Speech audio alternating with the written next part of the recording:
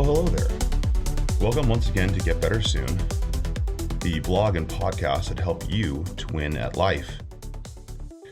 Today's topic are 7 principles for living a fulfilling life. So let's get right into it. It's important to have guidelines in life in order to achieve the things that we want. I think oftentimes people think of living a good life as being a fun life, right? Of having fun and being entertained. But I think if we examine this a little bit further, we'll find that actually that's not really what makes us happy. What makes us happy is having a purpose, accomplishing goals, being fulfilled. And this, I would say that having children is a good example where it's hard and there are a lot of difficult parts of having a child. And yet it's incredibly fulfilling and rewarding. Any parent would tell you that. So that gives you purpose, even if there are difficult times and even if it doesn't always make you happy.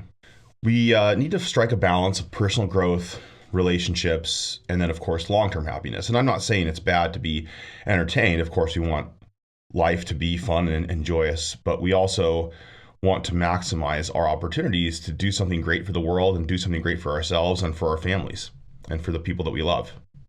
Before we get into the principles, the last thing I'll say is that we need to take control of our own story and accept reality. Because we can't change the world, we have to adapt it. And I'm not saying you can't change small things, that we shouldn't try it. I don't mean what I mean is that the nature of the world, we're not going to abolish gravity anytime soon. We're not going to reverse human evolution. When it's too hot, it's going to feel uncomfortable. When it's too cold, so we need to adjust to the realities of life that we can't change. Principle 1, become the protagonist of your own story. Focus on what you can control and accept what you can't change.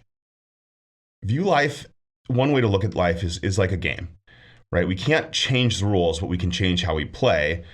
And sometimes maybe we can actually discover a rule that we thought existed, but in fact it doesn't exist. Like in video games, when there's a secret level or a secret place where you can find extra lives or whatever. And of course, where possible, we can work to change the rules.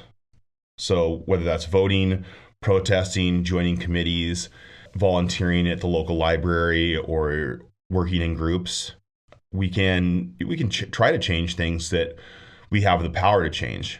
And a good way to distinguish between what those are things like the level of homelessness right now. We don't have to accept that as a society, but we are accepting it. We are accepting it by the choices that we make at the voting booth, by the choices that we make at our local level of government, by the choices we make not to build enough housing for people, by the choice that we make to not have universal health care and some kind of a mental health care system that could take care of a lot of the people who are homeless.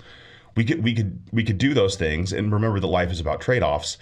That would require sacrifice, right? We would have, if we wanted to have universal health care, we would have to find a way to pay for that, whether by having higher taxes or shifting money away from things like the military to providing healthcare.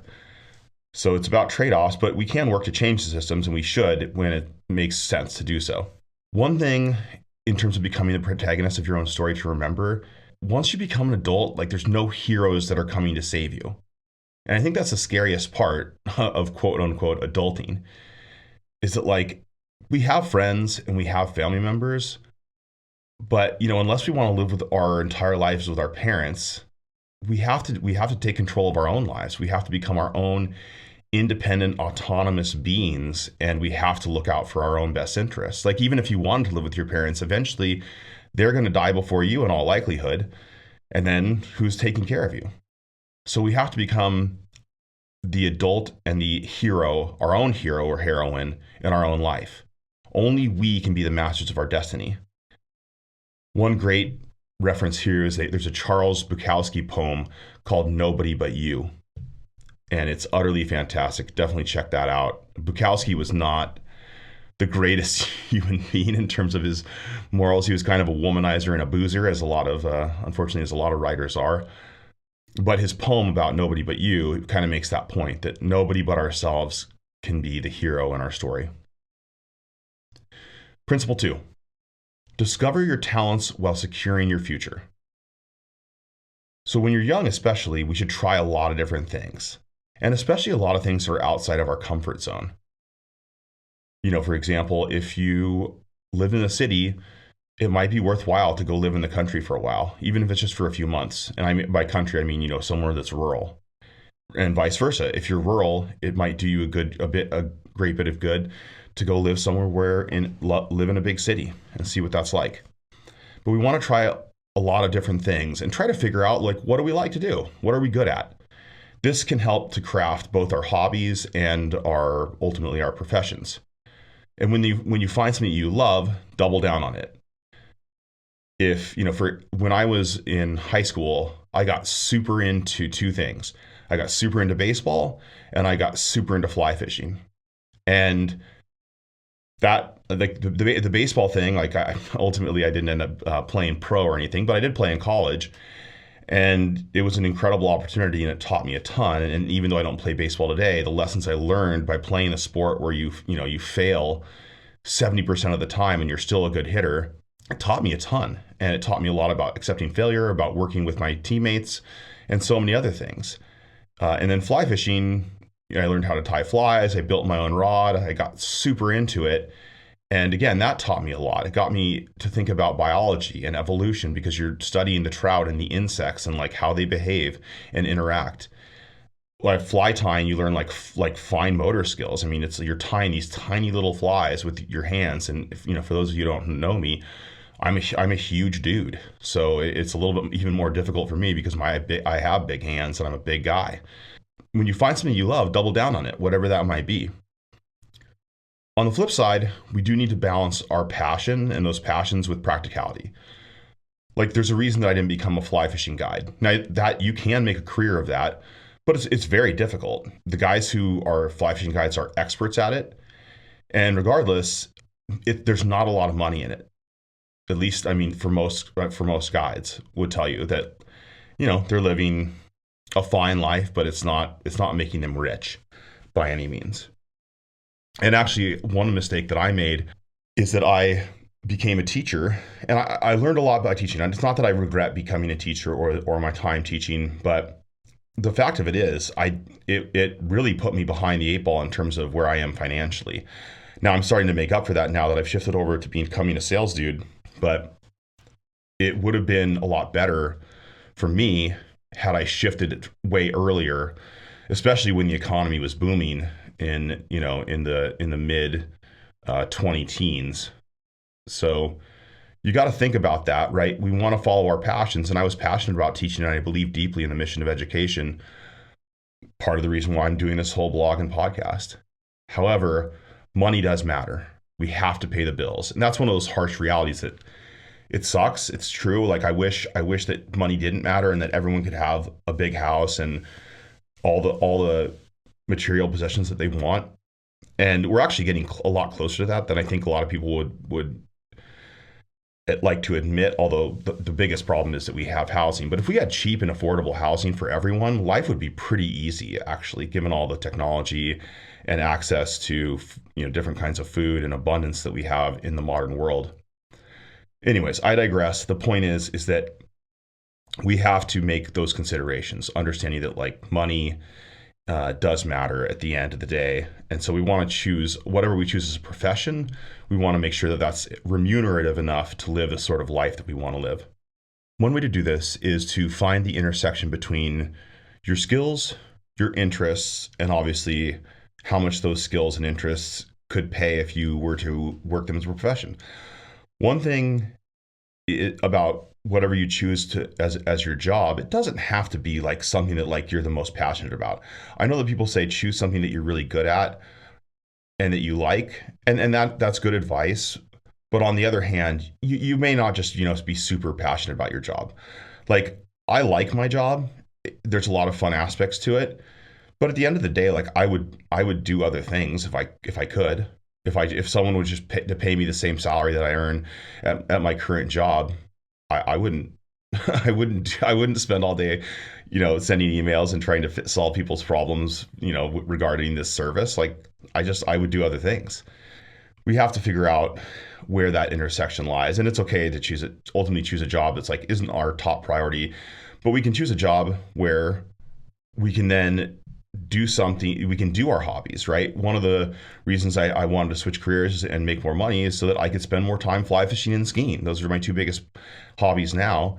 And if I make more money at my job, then I can when I go on vacations or other things like that, then I can pursue my passions, and that provides me the financial ability to do that.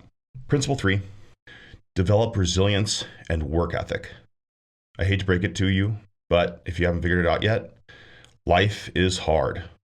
Rejection and failure are inevitable. I poke around on Reddit every so often, and there's this whole subreddit called R Adulting, and it's basically a bunch of people complaining about the fact that they have to work hard and that life is hard.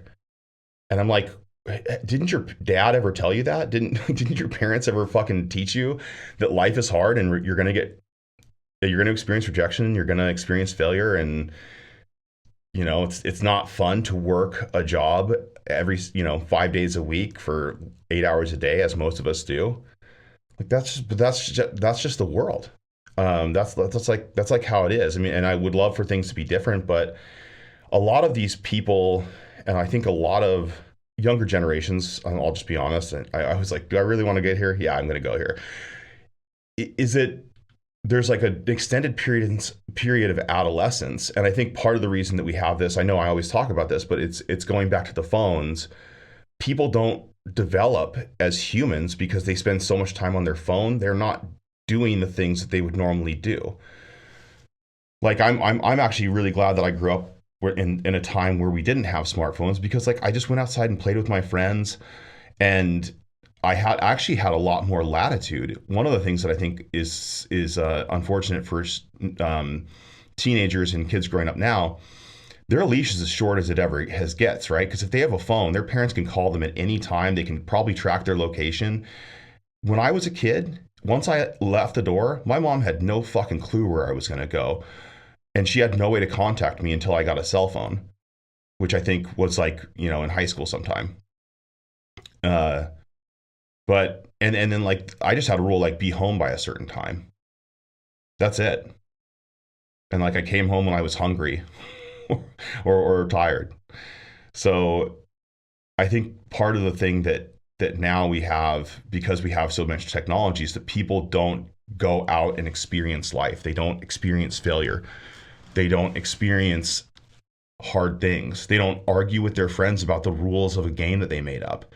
It's stuff like that. And I think that one of the little corollary here is I would advise people to check out Jonathan Haidt's work.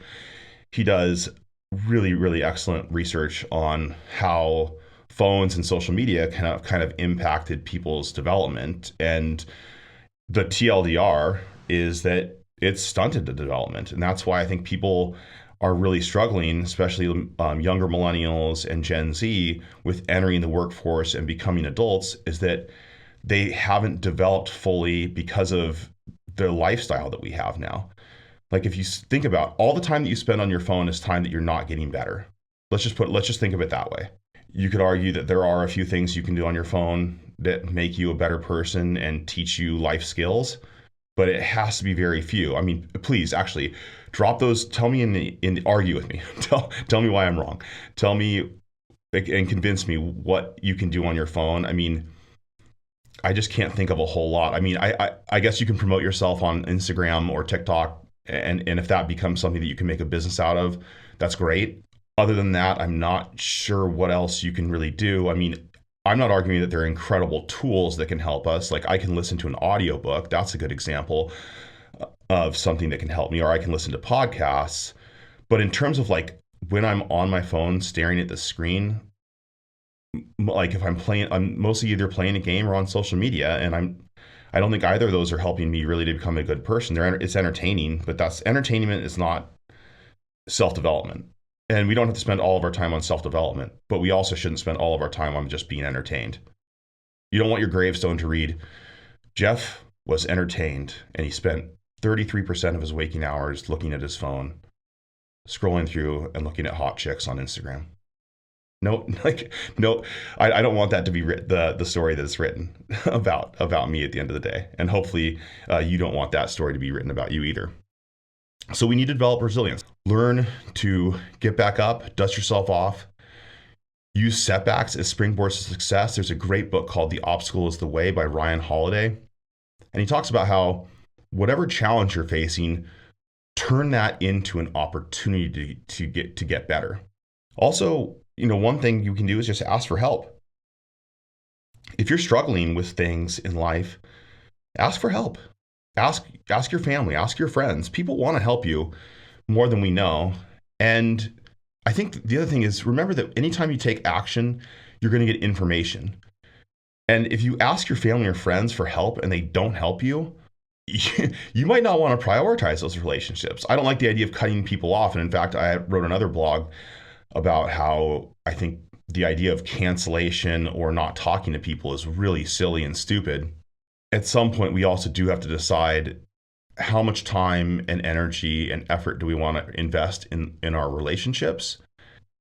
So ask for help. I think what you would find, I kind of brought up the exception, but most people will help you. So ask for help if you need it.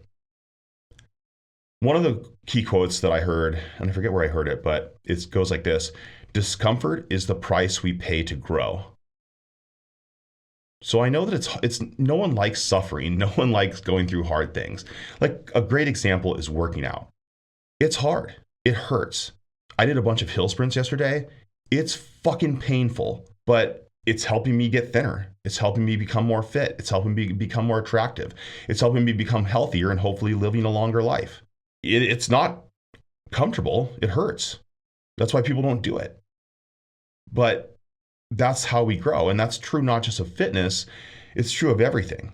It's hard to sit down and spend an hour writing. It takes time for me to record these podcasts. It's hard to go to work every day. It can be, one of the things I talk about a lot is dating. It can be hard to cycle through the dating apps to find different people, or, go talk to someone IRL.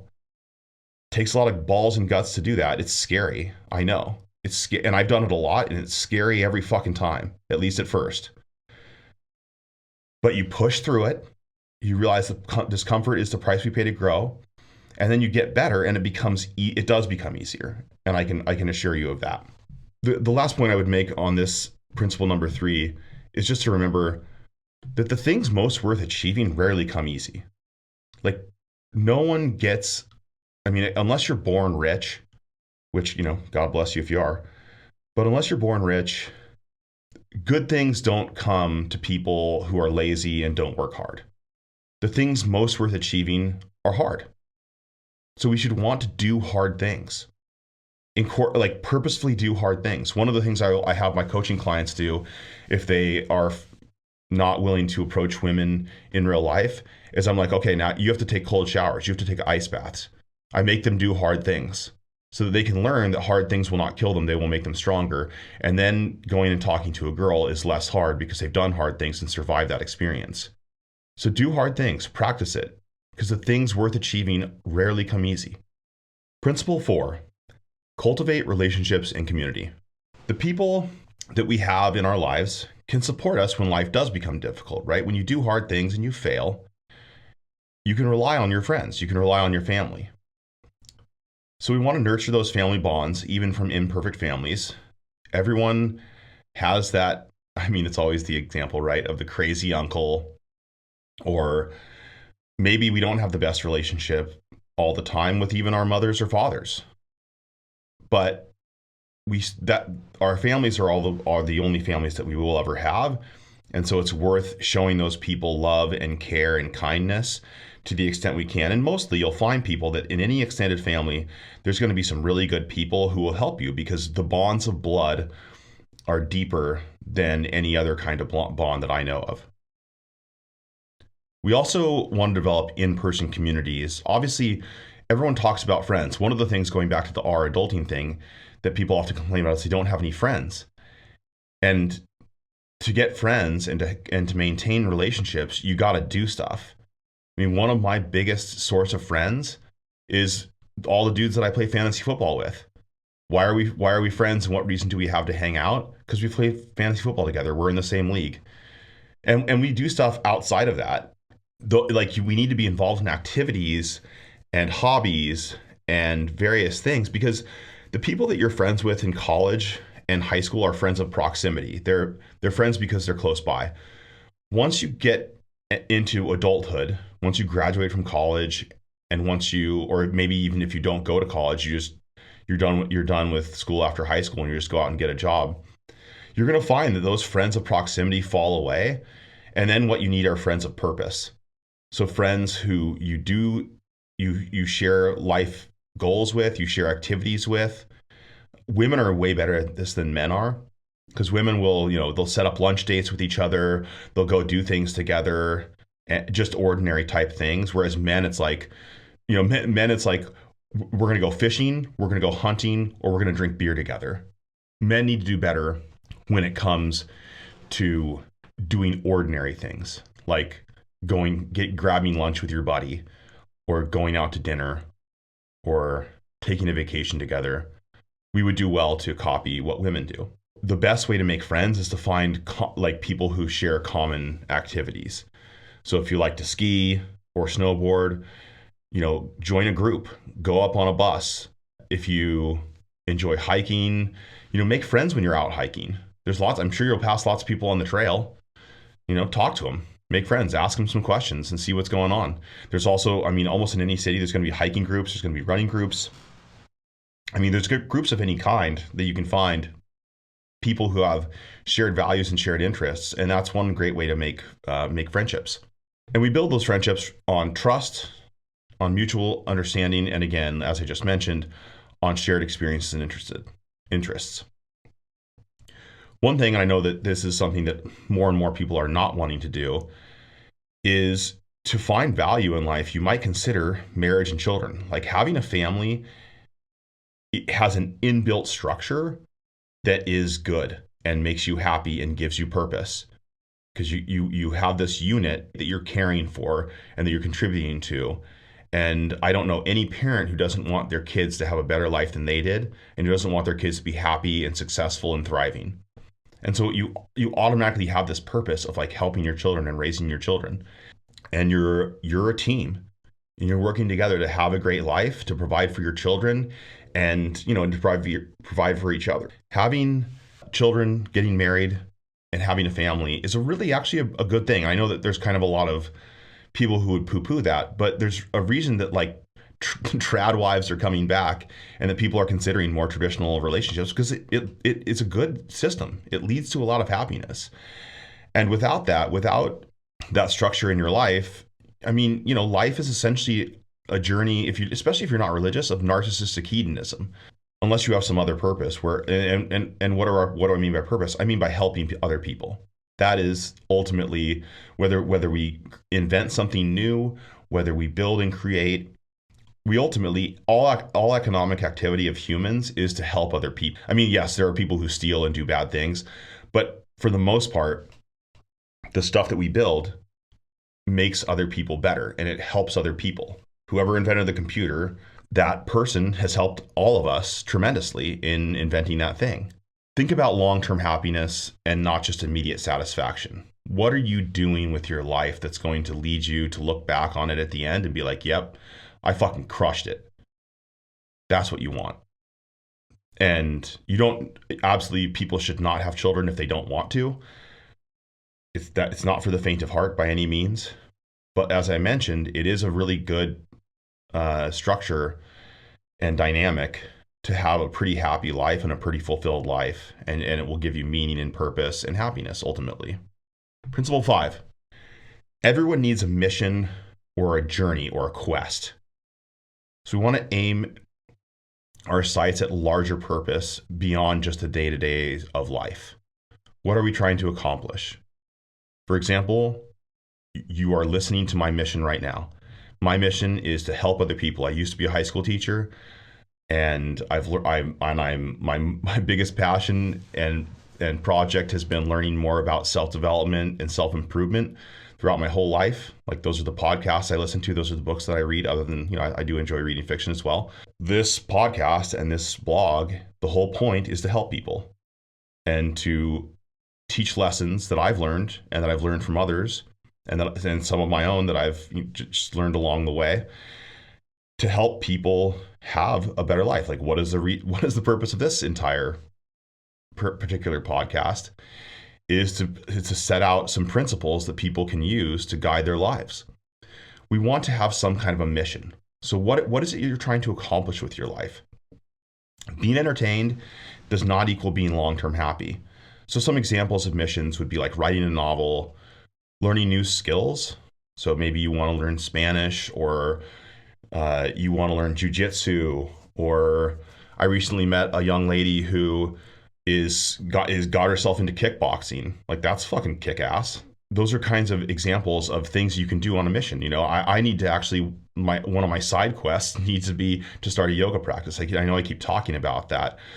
You could have travel goals even. Maybe you want to save up enough money to take a sabbatical and travel throughout Australia or Africa or wherever. Without a mission, people can fall into some really harmful and dangerous traps.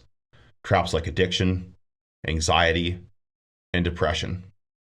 I know that myself, when I did not have a mission, when I was kind of just working a job and living day to day and not doing anything for myself, that I was prone to do more drinking, and that's not good. Think about that. Like if you don't have a mission, then our mission becomes to be entertained oftentimes, and whether that is through substance abuse or whether that is through just scrolling through our phones or just watching TV aimlessly and not really accomplishing anything, that leads to, one of the sources, like I know that anxiety, especially social anxiety, but anxiety and depression are a lot more prevalent today than they used to be, and they're particularly prevalent in people who spend the most time on their phones, the most time on social media. Well, do you know why? If that's you, or if you know someone like that, the reason that person feels anxious is they're not doing anything. They don't have any sort of mission. They don't have any sort of larger purpose. The reason people who spend all that time on their phones feel depressed is because most of what you find on social media is negative, and it makes you feel shitty about the world and shitty about yourself. That's one of the reasons that I advise people to just spend less time on your phone. I won't swear at you this time, I promise, but get off your phone. I need to get off my phone more than I'm on it. Like the less time I spend on that thing, the more it means I'm present and living my life. So again, without a mission, we can find that it can lead down some dark roads if we don't have a clear purpose in our life. Key question that I heard on the Rich Roll podcast, and I forget who said it. No, maybe it was Rich Roll. He said it on Tim Ferriss's podcast. Tim Ferriss has this famous question where he says, if you could put anything on a billboard, what would you put on the billboard? And Rich Roll's answer was, who am I becoming? ? Who am I becoming? Think about that.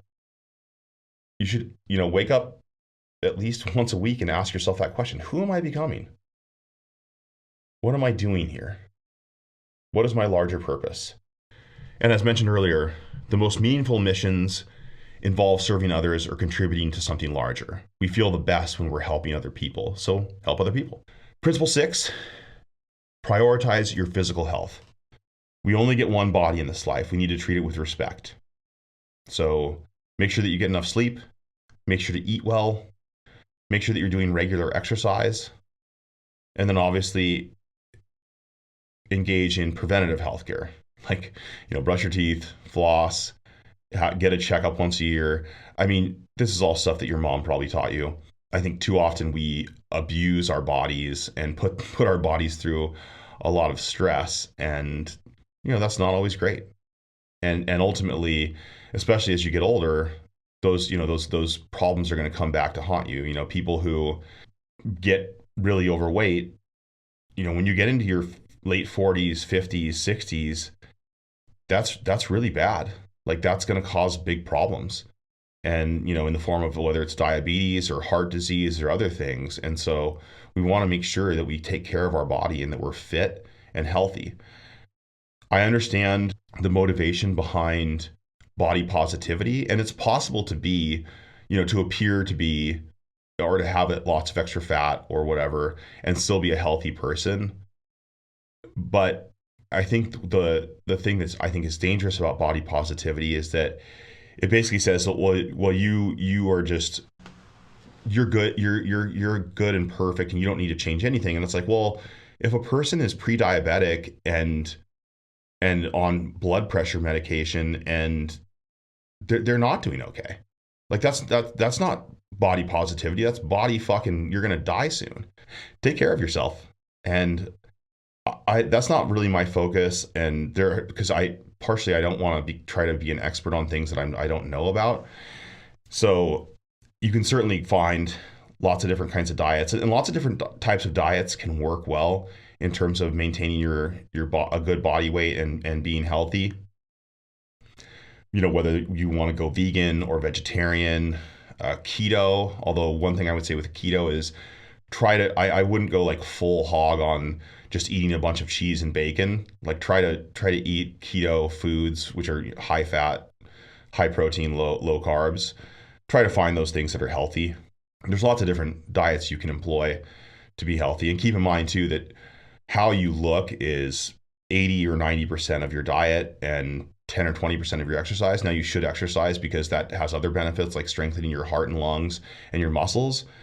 So that's that, and that has long-term benefit. But in terms of your body size and your body weight and your body shape, it's 80 to 90% of your diet is what's going to determine what you look like. Prioritize that physical health. Take care of you, because you are the only you that you have. Last principle, number 7, embrace gratitude and spirituality. When we sit back and think about it, life is pretty fucking majestic. I mean, think of how beautiful the world is. The world that we experience on an everyday basis, whether it's watching a sunset, looking at the stars, feeling the sun on our skin. It's been absolutely gloriously beautiful lately in Portland where I live. And you can feel it. Everyone is just happy because we've gone through this shitty, gray, cold, wet winter. And then the sun comes out and the blossoms are popping on the trees. It is just so beautiful. And I mean, life is majestic. It's incredible. And I think we need to be grateful for our opportunity to be on this planet. Sometimes I think people look at life as like a chore, or even worse, like that everything is bad and that, I have to, and it's like, that's not the right attitude to have. Have the attitude that like, every waking breath that we have is an incredible opportunity to explore. We've been given this amazing gift. Be thankful that you weren't born an ant. Be grateful for that first rush of cold air in the morning, for the sensation of brushing your teeth. Be grateful.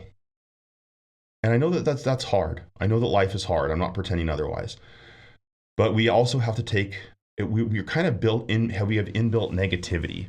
And what I mean by that is that we're more attuned to bad things that could happen because that's what kept us alive in terms of evolutionary history. We were not built to focus on the stars over the savannah. We were built to watch out for the lion that might be hunting us in the bushes.